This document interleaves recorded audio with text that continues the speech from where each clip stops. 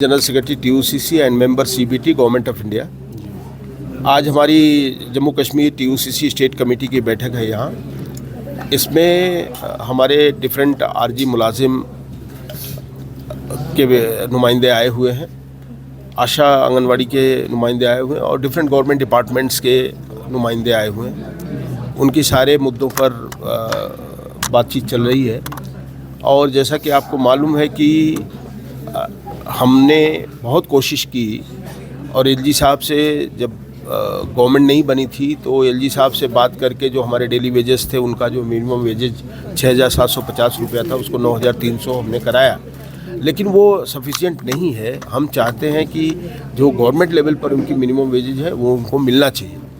तो आरजी मुलाजिमों के लिए सरकार ने, यहाँ की स्टेट गवर्नमेंट ने एक कमेटी बनाई है और हम चाहेंगे कि वो कमेटी TUCC के साथ कोलैबोरेट करे, कम्युनिकेट करे, कोऑर्डिनेट करे और अगर ये कोलैबोरेशन होता है तो निश्चित रूप से हम कोशिश करेंगे। ये एक लॉन्ग पेंडिंग इशू है जो हमारे करीब 60,000 आरजी मुलाजिम हैं, उनको हम एक रिजॉल्व करके उनको एक बेहतर ज़िंदगी देने का हम प्रयास कर सकते हैं। दूसरा है आशा आंगनवाड़ी के इशूज़ पर हमने TUCC की तरफ से हिंदुस्तान के जो फाइनेंस मिनिस्टर हैं उन्होंने 6 जनवरी को जो मीटिंग बुलाई थी उसमें हमने आशा आंगनवाड़ी वर्कर्स को वर्कर के दायरे में लाना, मिनिमम वेजेस देना और उनको सोशल सिक्योरिटी के दायरे में लाने का हमने प्रस्ताव उनको दिया था।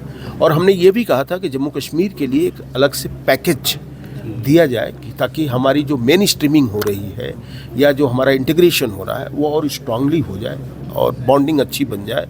और हमारे फाइनेंस मिनिस्टर ने ये कहा था कि she will take care of that.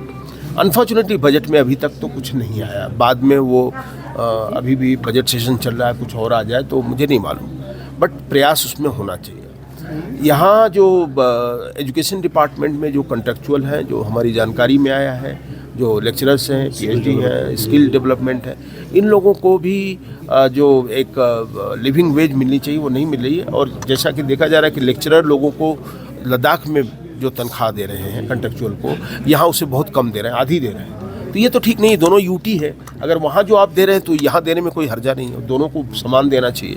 अभी general secretary employ joint action committee आज मुझे TUCC जो है इन्होंने मदऊ किया था, तो डेली वेजरों के बारे में ही बात हो रही है हर साइड से।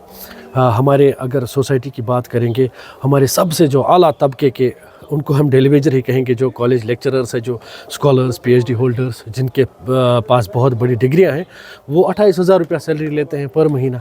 और अगर हम फिर आते आते हेल्थ डिपार्टमेंट पे आएंगे तो उसमें HDF जो है वो 700 रुपये पे काम करते हैं। तो कहने का कुल मिला के कहने का ये मतलब है, जो डेली रेटेड वर्कर्स हैं, चाहे वो हेल्थ में, एजुकेशन में, हमारा SPO बाई जो सड़क पे 24 घंटे काम करता है, तो इनकी जो है they are the worst sufferers. पिछले 20 या 25 साल में जो है सबसे ज़्यादा इस्तेसाल इन्हीं के साथ हुआ है।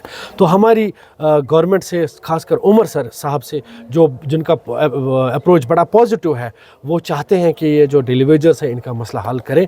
तो उनसे यही फिर एक बार गुजारिश रहेगी कि इस मसले को वंस फॉर ऑल सेटलमेंट करें। लेकिन सेटलमेंट अब ये कमेटी बना के नहीं कर सकते हैं, क्योंकि ये इस कमेटीज़ में सिर्फ ब्यूरोक्रेट्स को ही एंगेज करते हैं। इनको चाहिए कि जितनी भी मुलाजमों की ऑर्गेनाइजेशंस है, एम्प्लॉय जॉइंट एक्शन कमेटीज़ है, JCCs है, TUCC है, सब के साथ मिल के काम करे ताकि एक ऐसा लाही अमल बने कि इनका मसला जो है वंस फॉर ऑल हल हो जाए।